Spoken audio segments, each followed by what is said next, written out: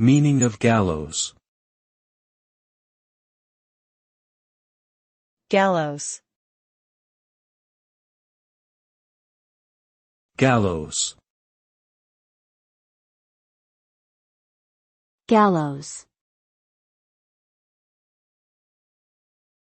Gallows. The word gallows refers to a structure, usually made of wood or metal, used for executing criminals by hanging. The structure typically consists of a vertical post or tree trunk with a horizontal crossbeam, from which the noose is suspended.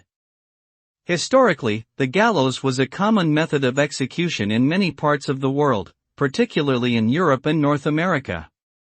The use of the gallows for capital punishment has been largely replaced by other methods like lethal injection or electric chair.